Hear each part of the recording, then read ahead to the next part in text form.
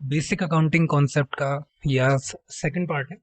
और first part है वो ऑलरेडी अपलोड हो चुका है, और उसका लिंक आपको ऊपर दिख रहा है, तो वहां से क्लिक कर लेना और देख लेना जो फर्स्ट पार्ट है। लेकिन उसमें क्या क्या कवर हो चुका है वो अपन एक बार देख लेते हैं। जो आपको बॉक्स में दिख रहा है यहाँ पे,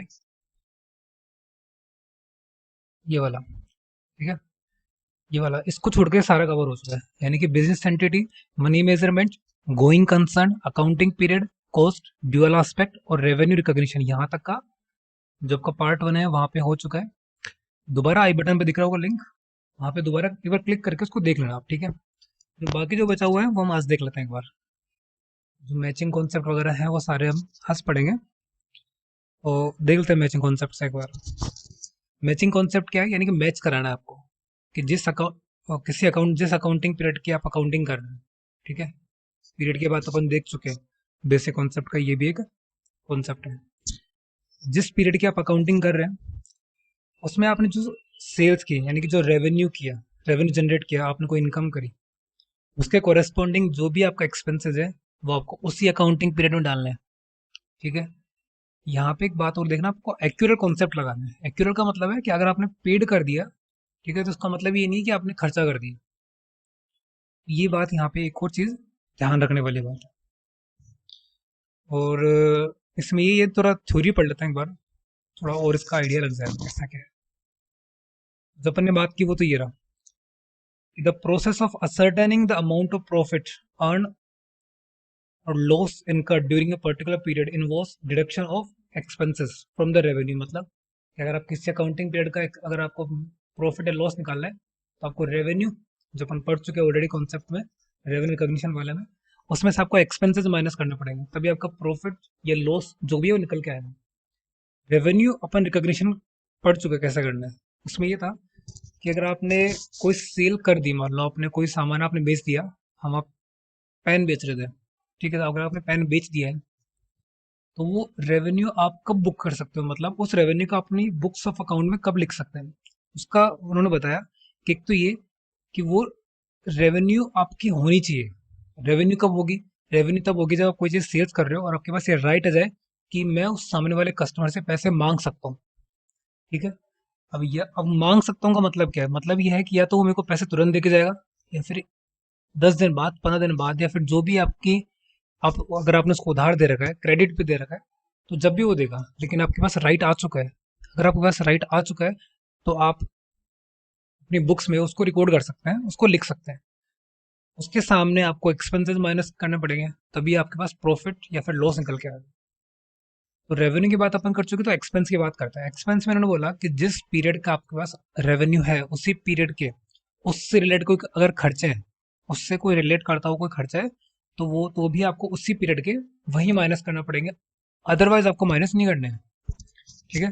ये लिखा हुआ है, it follows that the revenue and expenses incurred to earn these revenues must be belong to same accounting period. उसी अकाउंटिंग पीरियड की रेवेन्यू है, तो उसी अकाउंटिंग पीरियड का खर्चा भी आपको माइनस करना पड़ेगा।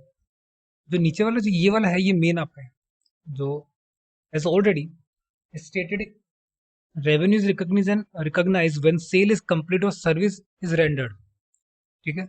जब आप सर्विस दे देते हैं, कैश मिल गया उससे कोई फर्क नहीं पड़ता, आपके पास राइट टू रिसीव होना चाहिए, भले कैश मिले या नहीं मिले उससे फर्क नहीं पड़ता, ठीक है। रेवेन्यू रिकॉग्निशन यही था। Similarly when expense is recognise not when cash is paid, जब आप कैश पे कर रहे हो उसका मतलब ये नहीं है कि आप कोई खर्चा कर रहे हो, ठीक है। अगर आपने कैश पे भी नहीं किया तो भी आपका खर्चा माना जा सकता है।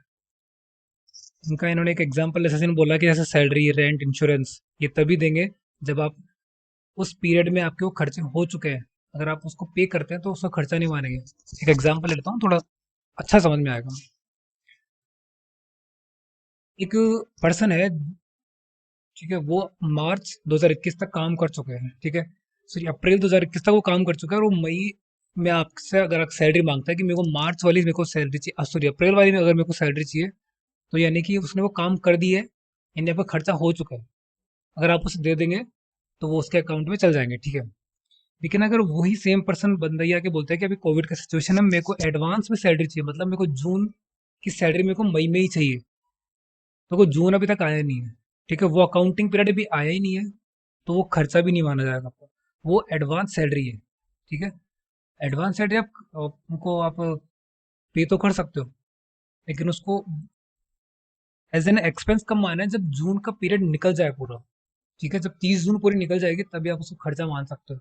इससे पहले आप उसको खर्चा नहीं मान सकते। तब तक वो बैलेंस शीट में जाएगा, और जब जून का पूरा पीरियड निकल जाएगा उसके बाद ही वो आपके प्रॉफिट और लॉस अकाउंट में आता है, जहाँ पे आप उसे आप एज एन एक्सपेंस बुक करते हो, ठीक है। यही मैचिंग कॉन्सेप्ट है। जब आप आउटस्टैंडिंग एक्सपेंसेस या प्रीपेड एक्सपेंस जब पढ़ोगे तब ये और अच्छा समझ में आएगा। अभी तो ये समझना जिस पीरियड के खर्चे हैं उसी पीरियड को आपको दिखाना है। और फुल डिस्क्लोजर कॉन्सेप्ट क्या है? फुल डिस्क्लोजर कॉन्सेप्ट मतलब ये है कि आपकी आउटसाइडर पार्टी खूब सारी होती है। जब आप कोई फाइनेंशियल स्टेटमेंट बना रहे हो, क्योंकि अपन अकाउंटिंग की बात कर रहे हैं, जब आपने कोई भी फाइनेंशियल स्टेटमेंट बनाया तो उसके यूजर्स खूब सारे होंगे, मतलब उसको पढ़ने वाले खूब सारे होंगे। जैसे कि इन्होंने बताया, इन्वेस्टर्स, लेंडर्स, सप्लायर्स, गवर्नमेंट भी हो सकती है, ठीक है। और भी कई लोग हो सकते हैं, ठीक है। अब इसमें क्या होता है कि हर किसी को हर चीज़ समझ में नहीं आती। अगर आप पढ़ के देखोगे कोई भी फाइनेंशियल स्टेटमेंट किसी भी कंपनी का, तो आपको उसको पढ़ के हर चीज़ समझ में नहीं आएगी। तो कुछ चीज़ें आपको नीचे लिखनी पड़ेगी, फुट नोट्स। फुट नोट मतलब अकाउंट्स, जब आपके अकाउंट्स बन रहे हैं उसके नीचे अगर आप कुछ लिखते हो तो फुट नोट है। एक जनरल व्यू बता रहा हूँ इसको, ठीक है। बाकी उसकी जो डेफिनेशन जब आएगा तब उसकी पढ़ेंगे पूरी। तो आपको वहाँ पे उसका डिस्क्लोजर देना पड़ेगा। और डिस्क्लोजर से होगा क्या? डिस्क्लोजर से ये होगा कि जो भी आपकी चीज़, जो भी आपका सिचुएशन है ऑर्गेनाइजेशन का, एंटिटी का, जो स्टेटमेंट देख के समझ में नहीं आ रहा वो उसको पढ़ के समझ में आ सकता है। मान लो आपके ऊपर कोई बड़ा लिटिगेशन चल रहा है, कोई मुकदमा चल रहा है आपके ऊपर बहुत बड़ा, और वो मुकदमा ऐसा है कि अगर आप हार गए तो आपको 500 करोड़ देने पड़ेंगे, ठीक है। तो आपको वो चीज़ नीचे आपको फुटनोट में लिखनी पड़ेगी, एज ए डिस्क्लोजर उसको दिखाना पड़ेगा। उससे उस यूजर को समझ में आएगा, जो आपके ऊपर इन्वेस्ट करने वाला हो आपकी कंपनी में, तो समझ में आएगा कि अगर ये कंपनी ऐसा मुकदमा हार गई या फिर वो लिटिगेशन हार गई तो इसको 500 करोड़ देने पड़ेंगे, और इसकी नेटवर्थ इरोड हो जाएगी, मतलब उसकी नेटवर्थ पूरी खत्म हो जाएगी। वो 10 बार सोचेगा उस चीज़ को लेके। और जो फुल डिस्क्लोजर कॉन्सेप्ट है, तो वो कॉन्सेप्ट हो सकता है कोई एंटिटी फॉलो नहीं करे, लेकिन जो गवर्निंग बॉडी होती है, जैसे कंपनीज के ऊपर कंपनीज एक्ट लगता है। आपके इसके यहाँ पे जो लिखा हुआ है कंपनीज एक्ट 1956 लिखा हुआ है। हालांकि चेंज हो चुका है, लेकिन आपको बुक्स में ये लिखा हुआ तो आपको ये लिखना पड़ेगा एग्जाम में। कंपनीज एक्ट है, ये गवर्निंग बॉडी है कंपनी के लिए। सेबी है, वो लिस्टेड कंपनीज के ऊपर गवर्निंग बॉडी है, फर्म के ऊपर भी लगता है। तो ये जो गवर्निंग बॉडी है इस चीज़ को कंपलसरी करती है, आपको ये चीज़ दिखानी चाहिए। कंपलसरी करती है, आपको दिखानी पड़ेंगी एक्चुअल में। तो आपको डिस्क्लोजर देना पड़ेगा। तो ये जो बॉक्स वाला है, पढ़ लेते हैं बॉक्स में क्या लिखा हुआ है। The principle of full disclosure requires that all material and relevant facts, जो मेन और रेलेवेंट फैक्ट है कंसर्निंग आपके फाइनेंशियल परफॉर्मेंस को लेके, हो सकता है आपकी फाइनेंशियल परफॉर्मेंस वो 500 करोड़ देने के बाद खत्म हो जाए, बिल्कुल कंपनी ना बचे, must be fully and completely disclosed in the financial statement and their accompanying footnotes। जो footnotes जो आप नीचे लिखेंगे, जो हम बाद में बताएंगे क्या चीज़ होती है, मतलब लिखना पड़ेगा आपको। This is enable the users to make correct assessment about the profitability and financial soundness। कि आपकी प्रॉफिटेबिलिटी का क्या मतलब है कि आपकी प्रॉफिट कमाने की एबिलिटी, आप इन फ्यूचर में प्रॉफिट कमा सकते हो या नहीं कमा सकते हो। क्योंकि जब भी इन्वेस्टर कोई पैसा इन्वेस्ट करेगा वो आपके एबिलिटी पे देखेगा। वो देखेगा कि आपको इन फ्यूचर आप पैसा कमा के उनको दे सकते हैं, दे सकते हो, ठीक है। तो उसी बेसिस पे कोई इन्वेस्टर इन्वेस्ट करता है। और फाइनेंशियल साउंडनेस का क्या मतलब है? अगर मान लो कि वो हो सकता है कि आपको 500 करोड़ देने के बाद भी आपके अंदर ये कैपेबिलिटीज है कि आपकी कंपनी रन करती रहेगी, इन फ्यूचर कोई फर्क नहीं पड़ेगा, ठीक है। तो वो फाइनेंशियल साउंडनेस भी उससे पता लग जाएगी कि हमारे ऊपर मान लो कि कंपनी की एबिलिटी 500 करोड़ चुकाने की है, वो लिटिगेशन चल रहा है 600 करोड़ का, तो कंपनी की एबिलिटी नहीं है, वो फाइनेंशियल साउंड उसमें है ही नहीं, तो कंपनी खत्म हो जाएगी। तो वो चीज़ भी ये एक डिस्क्लोजर आपको बता सकता है। और यहाँ पे नीचे लिखा हुआ है कि ये जो बॉडीज होती हैं जो आपको कंपलसरी कराती है, वो इसके बारे में यहाँ पे ये दिया हुआ है, ये पढ़ लेंगे तो समझ में जाएगा। नेक्स्ट अपना कंसिस्टेंसी कॉन्सेप्ट। कंसिस्टेंसी कॉन्सेप्ट क्या होता है? कंसिस्टेंस कॉन्सेप्ट होता है कि आपको कंसिस्टेंट रहना पड़ेगा हर चीज़ को लेकर। आपकी जो अकाउंटिंग पॉलिसीज है, आपके अकाउंटिंग पीरियड है, आपके अकाउंटिंग एस्टिमेट्स वगैरह जो भी हैं, उस चीज़ को लेके आपको कंसिस्टेंस रहना पड़ेगा। अदरवाइज आपकी जो बुक्स ऑफ अकाउंट्स है, जो इस साल का है जो पिछले साल का है, कोई भी यूजर्स उसको कंपेयर कर ही नहीं पाएगा अगर आप उसे कंसिस्टेंस नहीं रहेंगे। अगर मान लो कि आपने एक अकाउंटिंग पीरियड ले लिया अप्रैल से मार्च का, जो आपका फाइनेंशियल ईयर होता है इंडिया में, और अगले साल आपने उसको जनवरी से दिसंबर कर दिया, तो वो एक्चुअल में कंपेयर करने लायक रहेगा नहीं। तो वो कंसिस्टेंट भी रहना पड़ेगा। आपने मान लो कोई आपका अकाउंटिंग पॉलिसी है, जैसे इसमें एक इलस्ट्रेशन भी है कि आप अगर कोई डेप्रिसिएशन को लेकर, डेप्रिसिएशन असेट्स यानी किसी भी, जो आपके पास मान लो कोई कार है, कोई प्लांट है, उसके ऊपर जो भी जो खर्चे हैं उसको आप डेप्रिसिएशन के रूप में आप उसे पीएनएल से माइनस करते हो, तो उसे डेप्रिसिएशन कहते हैं। मोटा मोटा चीज है। डेप्रिसिएशन को लगाने की तीन चार पॉलिसी होती है। अगर वो पॉलिसी अगर आप हर साल चेंज करते रहेंगे तो आपका प्रॉफिट ऊपर या नीचे हो सकता है। ठीक है, तो वो एक्चुअल में एक गलत तरीका है बताने का। तो आपको कंसिस्टेंट रहना पड़ेगा, और अगर आप उसे चेंज कर भी रहे हो तो पहली बात तो वो रेलेवेंट होना चाहिए। ठीक है, और दूसरा वो आपको डिस्क्लोजर में दिखाना पड़ेगा, और उसका क्या इफेक्ट पड़ता है आपको वो भी दिखाना पड़ेगा। आपके इस बुक्स में है या नहीं ये पता नहीं मेरे को, लेकिन आपको दिखाना चाहिए। वैसे यहाँ पे लिखा हुआ तो है, consistency does not prohibited change in accounting policy. ठीक है, ये ऐसा नहीं बोलते कि आप अकाउंटिंग पॉलिसी आप चेंज नहीं कर सकते, लेकिन आप लंबे समय तक कोई भी अकाउंटिंग पॉलिसी फॉलो करते हैं तो अगर वो रेलेवेंट रहेगी, तो ये तो है नहीं कि वो एक साल ही रेलेवेंट रहेगी, वो 4-5 साल तो एटलीस्ट रहेगी। और आपको उसको डिस्क्लोज करना पड़ेगा आपके बुक्स अकाउंट में या फुट नोट में, ताकि यूजर्स को पता लगे कि इन्होंने ये चेंज किया है और इसका ये फर्क पड़ रहा है आपके फाइनेंशियल स्टेटमेंट में। ठीक है, अकाउंटिंग पे ये फर्क पड़ रहा है। दूसरा ये कंजर्वेटम कंजर्वेशन कॉन्सेप्ट एक तरीके से, इसका मतलब होता है प्रूडेंस। ये बोलता है कि अगर आपको कोई लॉस अगर आपका हो रहा है इन फ्यूचर, और आप उसको लेके ये श्योर है कि वो लॉस होगा ही होगा। जैसे मैं कहूँ कि कंपनी पे मान लो 500 करोड़ का केस चल रहा था। ठीक है, और वो केस अभी आप मार्च 2021 के अंदर थे, 20-21 के आप अकाउंटिंग कर रहे थे, 2020 से लेकर 2021 तक की आप अकाउंटिंग कर रहे हो। जब आप अकाउंटिंग कर रहे हो तो आपको ये पता लग गया था मार्च 2021 में कि हम ये केस हार चुके हैं। ठीक है, ये केस हम हारने वाले हैं, बस एक डिसीजन आना बाकी है, केस हम हारने वाले हैं। तो आपको ये पता लग गया। ठीक है, तो आप उसका जो है इफेक्ट अपने 2020-21 के बुक्स ऑफ अकाउंट्स में ले सकते हो, अपनी बुक्स में ले सकते हो, उसकी आप अकाउंटिंग कर सकते हो। जो कंजर्वेशन जो कॉन्सेप्ट है वो ये कहता है, अगर आपको लॉस अगर आपका हो रहा है तो आप उसका प्रोविजन बना सकते हो। लेकिन अगर अगर आपका कोई प्रॉफिट या कोई रेवेन्यू हो रहा है, लेकिन जब तक कि वो रेवेन्यू हो नहीं जाए तब तक आप उसको दिखाना नहीं चाहिए। ठीक है, जैसे यहाँ पे लिखा हुआ है policy of playing safe. Policy of playing safe क्या बोलता है, जरा इसको एक बार हाईलाइट कर लेता हूँ। सेफ खेलना है। ठीक है, ये प्रॉफिट को तब तक नहीं दिखाना जब तक वो हो नहीं जाए, और एक्सपेंस जब लग रहा है हो जाएगा आपका, मतलब कोई लॉस अगर आपका हो रहा है तो आप उसे दिखा सकते हो। ठीक है? यहाँ पे लिखा हुआ है the concept of conservation provides guidance for recording transaction in books of accounts and is based on the policy of playing safe. The concept states that concept बताता है, the concise approach should be adopted in ascertaining income so that profit enterprise are not overstated. ठीक है, तो क्या profit को आप बड़ा चढ़ा के नहीं दिखा सकते, ये गलत चीज है। जब तक आपका कोई इनकम हो नहीं रही आप उसको बड़ा चढ़ा के नहीं दिखा सकते। लेकिन आपको आपको लॉस आपका है जो प्रोबेबल है, प्रोबेबल का मतलब कि 50% से ज़्यादा ये प्रोबेबिलिटी है कि आपको वो लॉस हो जाएगा। एक्सपेंस की बात नहीं कर रहा, मैं लॉस की बात कर रहा हूँ। ठीक है, एक्सपेंस भी इनकम की तरह ही है, रेवेन्यू की तरह ही है, जब तक वो हो नहीं जाए तब तक आप उसे बुक नहीं कर सकते। If the profits are ascertained more than actual, it may lead to distribution of dividend out of capital which is not fair, and it will lead reduction in the capital of enterprise। क्योंकि इसमें जो ये line जो इन्होंने बोली है actual में ये कंजर्वेशन कॉन्सेप्ट की एक तरीके से मैं बताऊँ मेन ऑब्जेक्टिव यही है उसको लगाने का। अगर आप अपना प्रॉफिट को बढ़ा चढ़ा के दिखा रहे हो, इसका मतलब है एक्चुअल में वो प्रॉफिट है नहीं और आप उसको ज़्यादा दिखा रहे हो।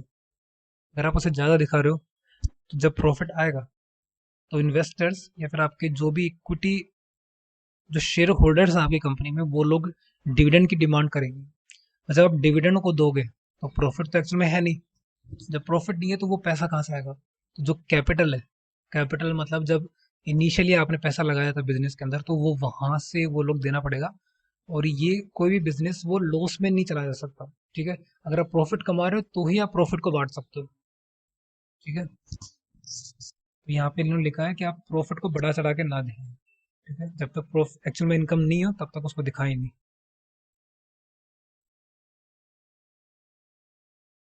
The concept of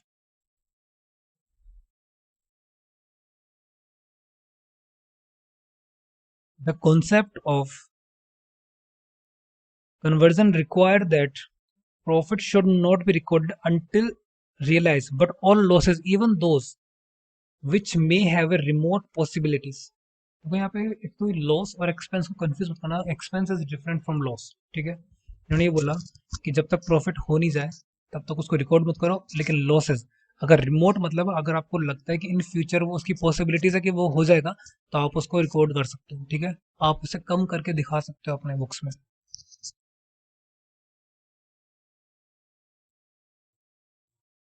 materiality concept, concept of materiality जो थ्योरी वो पढ़ रहे हैं पहला। Concept of materiality requires that accounting should be focus on material facts. और मटेरियल का मतलब क्या है यहाँ पर देखते हैं, पर जो नीचे हाईलाइट किया हुआ है what is material fact. Materiality of a fact depends upon its nature and its amount involved। कोई फैक्ट जिसका नेचर या अमाउंट इतना ज़्यादा है कि वो किसी सामने वाले जो यूजर्स एक्चुअल में उसका अगर डिसीजन को चेंज कर सकता है वो मटेरियल। बस इतनी सी बात है।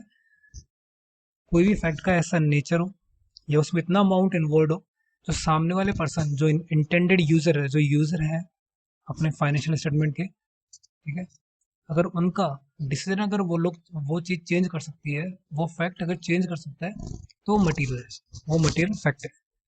अब इन्होंने क्या लिखा है कि मेटलिटी कॉन्सेप्ट का मतलब क्या हो गया इसमें कि effort should not be wasted on recording and presenting fact which are immaterial in the determination of income।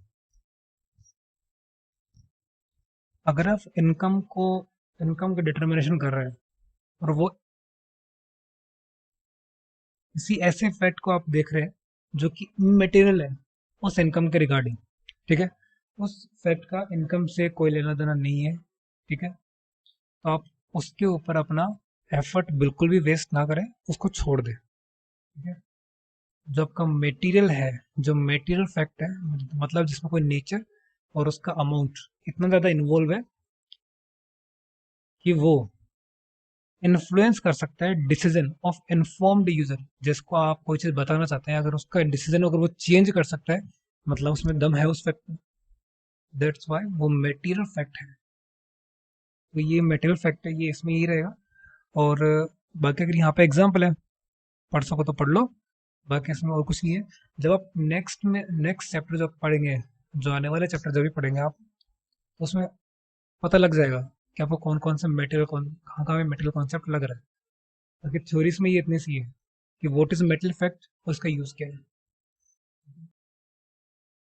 Objectivity concept, objectivity concept में क्या है, इन्होंने ये बताया कि जब भी आप कोई रिकॉर्ड कर रहे हो, कोई भी अकाउंट एंट्री रिकॉर्ड कर रहे हो, अकाउंटिंग कर रहे हो, तो उसके पीछे कोई ना कोई सपोर्ट होना चाहिए। ठीक है, आप अगर कोई भी एंट्री कर रहे हो बुक्स में अपने सिस्टम में अकाउंटिंग कर रहे हो तो आपको एक सपोर्ट चाहिए। यानी कि जैसे मान लो कि अगर आप सेल्स की एंट्री कर रहे हो, जब आप सेल्स की एंट्री कर रहे हैं तो सेल्स की एंट्री का आपके पास एक इनवॉइस होना चाहिए जो आपने इशू यहाँ आपके यहाँ से इशू है, आपके बिजनेस से जो इशू है।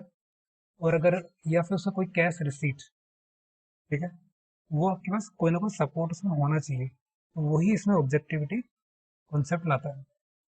Concept of objectivity requires that accounting transactions should be recorded in objective manner, free from the bias of accountants and others, this can be possible when each of the transaction is supported by verifiable documents और vouchers. Verifiable documents या vouchers क्या होता है, इसकी पहले जरूरत क्या है, पहले तो ये देख लेते हैं एक बार। ऑब्जेक्टिविटी कॉन्सेप्ट की जरूरत क्यों है? जरूरत ये है कि हो सकता है अकाउंटेंट एक ऐसी एंट्री कर दे बुक्स में जिससे कि चोरी जो है उसमें हो सकती है, ठीक है, कोई वो घपला कर सकता है, एक तरीके से मैं बोलूँ वो घपला कर सकता है। लेकिन अगर जब भी वो एंट्री कर रहा है उसके पीछे कोई ना कोई डॉक्यूमेंट रहेगा, ठीक है, या फिर कोई वाउचर रहेगा, तो वो चोरी नहीं कर पाएगा। कैसे? देखो, डॉक्यूमेंट या वाउचर जो होता है वो एक अकाउंटेंट पास नहीं करता है। पास करने का मतलब उसमें जो साइन करेगा वो एक मैनेजमेंट का पार्ट होगा, मैनेजमेंट में उससे ऊपर जिसकी अथॉरिटी होगी वो रहेगा। जब तक वो उसको वेरीफाई नहीं करेगा, यानी कि उसको पास नहीं करेगा, तब तक आप एंट्री नहीं कर सकते। ऑब्जेक्टिविटी कॉन्सेप्ट ये लाता है कि क्योंकि इस चीज से जो भी आपके उसमें चोरी करने का जो है, जो विंडो ड्रेसिंग है, वो यहाँ पे खत्म हो जाती है। आपके जितने भी कॉन्सेप्ट हैं वो सारे हो चुके हैं।